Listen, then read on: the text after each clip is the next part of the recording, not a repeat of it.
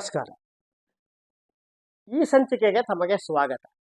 ಇತ್ತ ಹಸ್ತಿನಾಪುರದಲ್ಲಿ ಧೃತರಾಷ್ಟ್ರನಿಗೆ ನೆಮ್ಮದಿ, ಶಾಂತಿ, ಸಮಾಧಾನವೇ ಇರಲಿಲ್ಲ. ಅವನು ವಿದುರನನ್ನು ಕರೆಯಿಸಿದ. ವಿದುರನಿಗೆ ಹೇಳಿದ, ವಿದುರ, ನೀನು ಪ್ರಜ್ಞಾವಂತ, ಧರ್ಮ ಸೂಕ್ಷ್ಮಗಳೆಲ್ಲವೂ ನಿನಗೆ ಗೊತ್ತು. ನಿನಗೆ ಕೌರವರು ಪಾಂಡವರು ಎಲ್ಲರೂ ಒಂದೇ. ನೀನು ಸಮದರ್ಶಿ, ಸಮಚಿತ್ತ, ಸಮಭಾವವುಳ್ಳವನು. ನೀನು ಇಬ್ಬರಿಗೂ ಹೇಗೆ ಒಳ್ಳೆಯದು ಆಗಬೇಕು ಎನ್ನುವುದನ್ನು ಯೋಚಿಸಿ ಹೇಳು. ಏನು ಮಾಡಿದರೆ ಪ್ರಜೆಗಳು ನೆಮ್ಮದಿಯಾಗಿ ಇರುತ್ತಾರೆ? ಪಾಂಡವರಿಂದ ಕೌರವರು ನಾಶವಾಗಬಾರದು, ಹಾಗೆಯೇ ಕೌರವರಿಂದ ಪಾಂಡವರು ತೊಂದರೆಗೆ ಒಳಗಾಗಬಾರದು. ಇದನ್ನು ಯಾವ ರೀತಿ ಮಾಡಿದರೆ ಸಾಧ್ಯವಾಗುತ್ತದೆ ಹೇಳು ಎಂದ.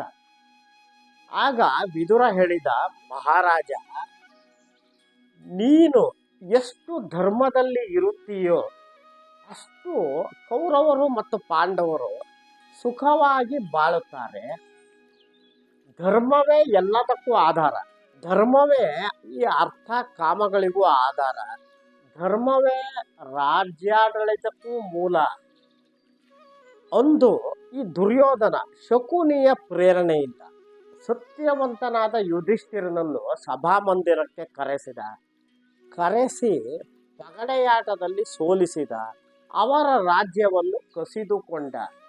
ಆ ದಿನ ಆ ಸಭಾಮಂದಿರದಲ್ಲಿ ಧರ್ಮ ನಾಶವಾಗಿ ಹೋಯಿತು. ಭೀಮಾರ್ಜುನರು ಯಾವುದೇ ಶತ್ರು ಸೇನೆಯನ್ನು ನಿರ್ನಾಮ ಮಾಡಿ ಬಿಡಬಲ್ಲರು. ಅರ್ಜುನ ಅಸ್ತ್ರ ಶಸ್ತ್ರ ಪಾರಂಗತನಾಗಿದ್ದಾನೆ. ಜೊತೆಗೆ ಆ ಮಹಾಗಾಂಡೀವ ಬಿಲ್ಲು ಸಹ ಅವನೇ ಇರುವುದು. ಜೊತೆಗೆ ಭೀಮ ಮಹಾಬಾಹು ಬಲಶಾಲಿಯಾದವನು.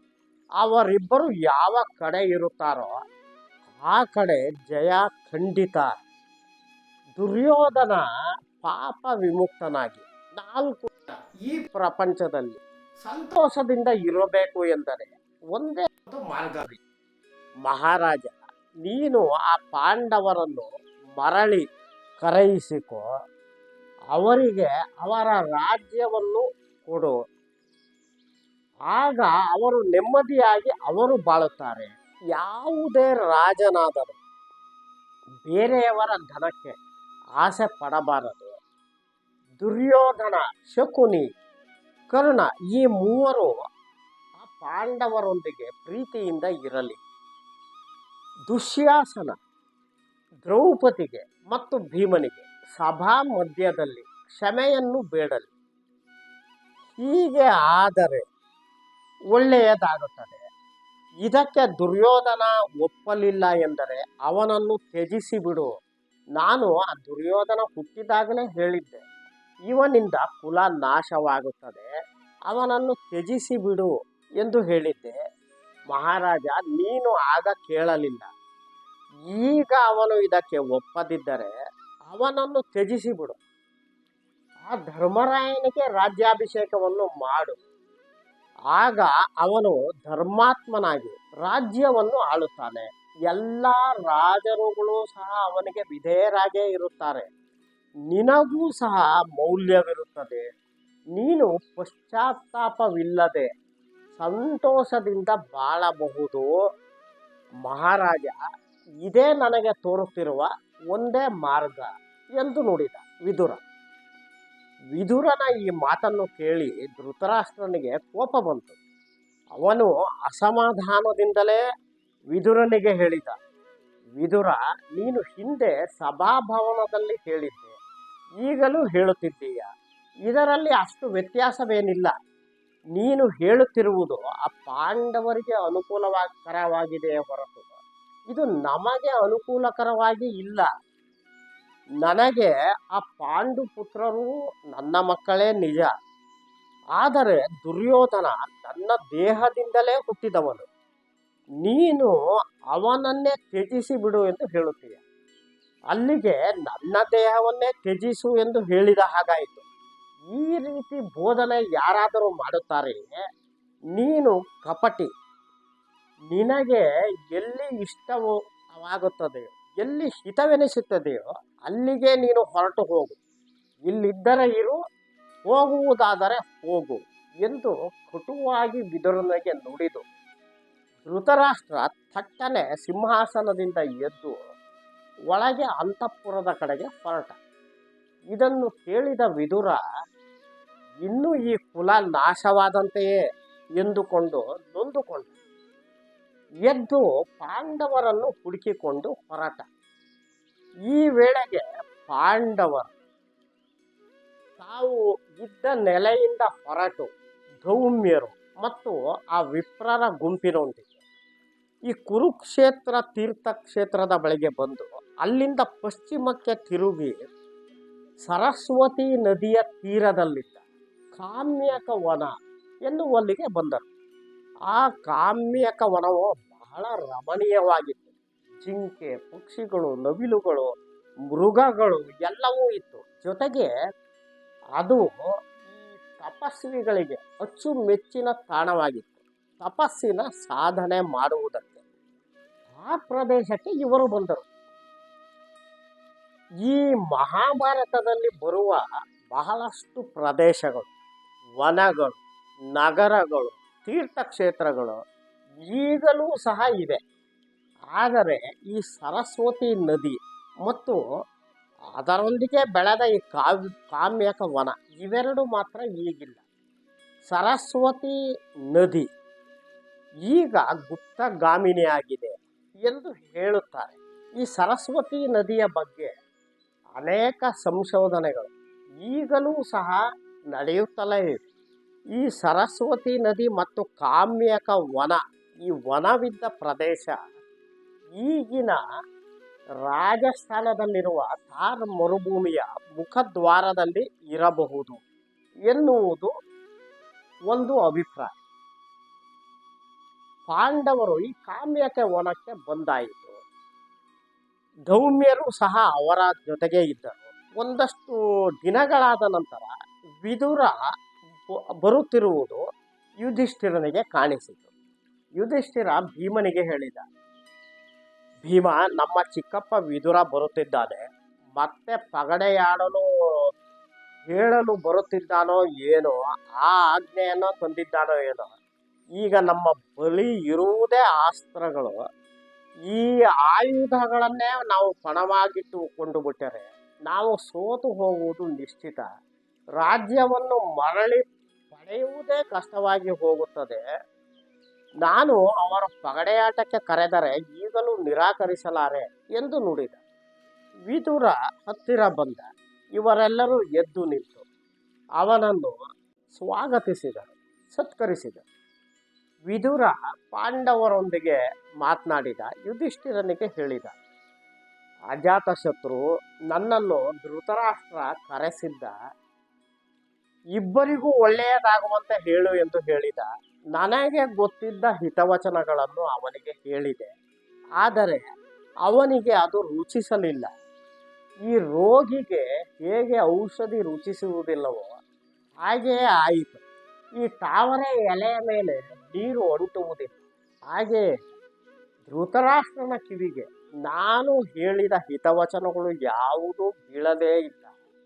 ಅವನು ನನಗೆ, ನೀನು ಎಲ್ಲಿಗಾದರೂ ಹೋಗು, ನಿನ್ನ ಸಲಹೆ ಈ ರಾಜ್ಯವನ್ನಾಳುವುದಕ್ಕೆ ಬೇಡ ಎಂದು ನುಡಿದ. ಹಾಗಾಗಿ ನಾನು ಇಲ್ಲಿಗೆ ಬಂದಿದ್ದೇನೆ. ಯುಧಿಷ್ಠಿರ, ನಿನಗೆ ನಾನು ಆ ಸಭೆಯಲ್ಲಿ ಹೇಳಿದ್ದೆಲ್ಲ ನೆನಪಿನಲ್ಲಿದೆ ತಾನೇ? ಅದನ್ನು ಮನೆದಟ್ಟು ಮಾಡಿಕೊ. ಈಗ ನಾನು ಹೇಳುವುದನ್ನು ಸಹ ಕೇಳು. ಏನು ಭೋಗ ಭಾಗ್ಯ ಸುಖ ಸಂತೋಷಗಳು ಇರುತ್ತವೋ ಅವುಗಳನ್ನು ನಾವು ಬಂಧು ಮಿತ್ರ ಇಷ್ಟರೊಂದಿಗೆ ಹಂಚಿಕೊಂಡು ಅನುಭವಿಸಬೇಕು. ಅವರಿಗೆ ಮರ್ಯಾದೆಯನ್ನು ಕೊಡಬೇಕು. ಅವರೊಂದಿಗೆ ಮಾತನಾಡುವಾಗ ಎಚ್ಚರಿಕೆಯಿಂದಿರಬೇಕು, ಸತ್ಯವಿರಬೇಕು, ಗೌರವ ಕೊಡಬೇಕು. ನಮ್ಮನ್ನು ನಾವೇ ಹೊಗಳಿಕೊಳ್ಳಬಾರದು. ಹೀಗಾದರೆ ಅವರು ಮುಂದೆ ನಮ್ಮ ಆಪತ್ತಿನ ಸಮಯದಲ್ಲಿ ನಮಗೆ ನೆರವಾಗುತ್ತಾರೆ ಯುಧಿಷ್ಠಿರ. ಇದು ರಾಜರ ಉನ್ನತಿಗೆ ಕಾರಣವಾಗುತ್ತದೆ ಎಂದು ನುಡಿದ. ಆಗ ಯುಧಿಷ್ಠಿರ ಹೇಳಿದ, ಚಿಕ್ಕಪ್ಪ, ನೀವು ಯಾವಾಗ ಯಾವ ಸ್ಥಳದಲ್ಲಿ ಏನು ಹೇಳಿದರೂ ನಾನು ಅದರಂತೆ ನಡೆದುಕೊಳ್ಳುತ್ತೇನೆ ಎಂದು ನುಡಿದ. ಇತ್ತ ಹಸ್ತಿನಾಪುರದಲ್ಲಿ ವಿದುರ ಹೊರಟು ಹೋದ ನಂತರ ಧೃತರಾಷ್ಟ್ರನಿಗೆ ಪಶ್ಚಾತ್ತಾಪವಾಯಿತು. ವಿದುರನೊಬ್ಬ ಅವನಿಗೆ ಯಾವಾಗಲೂ ಸಲಹೆಗಳನ್ನು ನೀಡುತ್ತಿದ್ದ. ಅವನಿಗೆ ವಿದುರನನ್ನು ನೆನೆದು ಅವನಿಗೆ ಹೃದಯವೇ ಒಡೆದಂತಾಯಿತು. ಅವನು ಯಾವ ಪರಿಸ್ಥಿತಿಗೆ ಬಂದ ಎಂದರೆ, ಒಮ್ಮೆ ರಾಜ ಸಭಾ ಮಂದಿರಕ್ಕೆ ಹೋಗುವಾಗ ಆ ಬಾಗಿಲಲ್ಲಿಯೇ ವಿದುರನನ್ನು ನೆನೆದು ಮೂರ್ಛಿತನಾಗಿ ಬಿದ್ದು ಬಿಟ್ಟ. ನಂತರ ಅವನು ಸಂಜಯನನ್ನು ಕರೆದು ಹೇಳಿದ. ಸಂಜಯ ಅವನ ಸಾರಥಿ. ಅವನನ್ನು ಕರೆದು ಹೇಳಿದ, ಸಂಜಯ, ನನಗೆ ವಿದುರ ಬರೀ ತಮ್ಮನಷ್ಟೇ ಅಲ್ಲ, ಆಪ್ತನಷ್ಟೇ ಅಲ್ಲ, ಅವನು ಪ್ರತ್ಯಕ್ಷ ಧರ್ಮ ದೇವತೆಯಂತೆ ನನ್ನೊಂದಿಗೆ ಇದ್ದ. ಈಗ ನನಗೆ ಹಗಲು ರಾತ್ರಿಯೂ ಅವನಿಲ್ಲದೆ ನಿದ್ದೆಯೂ ಬರುತ್ತಿಲ್ಲ. ಅವನಿಗೆ ನಾನು ಕೋಪದಲ್ಲಿ ಬೈದು ಬಿಟ್ಟೆ. ಹೋಗಿ ಅವನನ್ನು ತಕ್ಷಣ ಕರೆದುಕೊಂಡು ಬಾ. ಅವನು ಜೀವಿಸಿದ್ದಾನೋ ಇಲ್ಲವೋ, ಅವನನ್ನು ನೀನು ಕರೆದುಕೊಂಡು ಬರದಿದ್ದಲ್ಲಿ ನಾನೂ ಸಹ ಜೀವಿಸಿರುವುದಿಲ್ಲ ಎಂದು ನುಡಿದ. ತಕ್ಷಣ ಸಂಜಯ ಕಾರ್ಯಪ್ರವೃತ್ತನಾದ.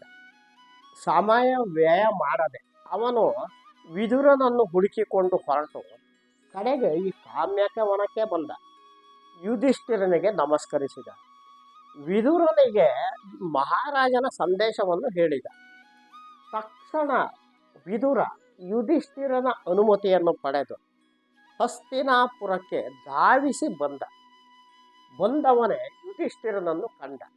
ಯುಧಿಷ್ಠಿರ ವಿದುರನನ್ನು ನೋಡಿ, ಬಂದೆಯ, ಬಾ ವಿದುರ, ನಾನು ಇಲ್ಲದೆ ನನ್ನ ಹೃದಯವೇ ಒಡೆದು ಹೋದಂತೆ ಆಗಿತ್ತು. ನನ್ನ ದೇಹ ನನ್ನ ಸ್ವಾಧೀನಕ್ಕೆ ಸಿಗದಂತೆ ಆಗಿತ್ತು ಎಂದವನೇ ಅವನನ್ನು ತುಬ್ಬಿಕೊಂಡ. ಅವನ ತಲೆಯನ್ನು ಆಘ್ರಾಣಿಸಿದ. ನಂತರ ವಿದುರನಿಗೆ ಹೇಳಿದ, ನಾನು ಕೋಪದಲ್ಲಿ ಮಾತನಾಡಿಬಿಟ್ಟೆ, ನನ್ನನ್ನು ಕ್ಷಮಿಸಿದ್ದೀಯ ತಾನೇ ಎಂದ.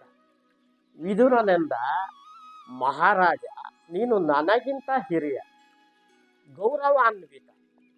ನಾನು ನೀನು ಕರೆದೆ ಎಂದು ಕೇಳಿದ ಕೂಡಲೇ ಧಾವಿಸಿ ಓಡಿ ಬಂದುಬಿಟ್ಟೆ ನೋಡು.